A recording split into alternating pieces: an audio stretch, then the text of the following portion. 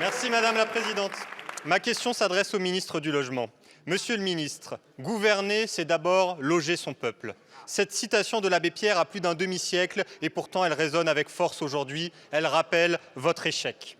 Les locataires sont assommés par les hausses de loyers que vous avez décidées.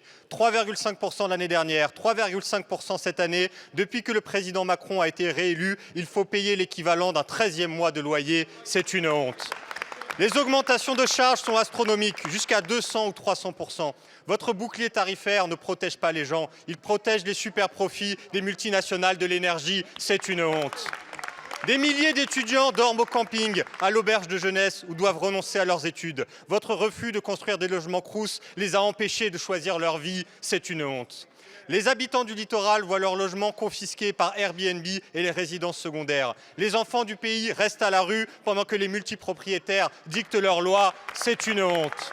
Tout cela, Monsieur le ministre, c'est votre bilan. La Macronie a mené une politique d'austérité qui a tout détruit. C'est une saignée historique. L'effort public pour le logement n'a jamais été aussi bas depuis les années 70. En 2017, vous nous promettiez un choc de l'offre. Mais Monsieur le ministre, le seul choc qui a eu lieu, c'est le choc de la misère. En cette rentrée, 2800 enfants dorment à la rue, 2 fois plus que l'année dernière. Mais vous ne comptez rien faire, pas même ouvrir les 10 000 places d'hébergement d'urgence demandées par les associations.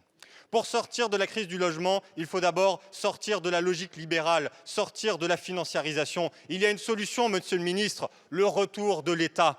Un État qui investit pour construire des logements sociaux dont nous avons besoin, un État qui finance la rénovation des logements pour tenir nos engagements écologiques, un État qui régule les prix des loyers et du foncier pour garantir le logement abordable. Gouverner, c'est d'abord loger son peuple. Monsieur le ministre, si vous ne vous en sentez pas capable, laissez-nous faire.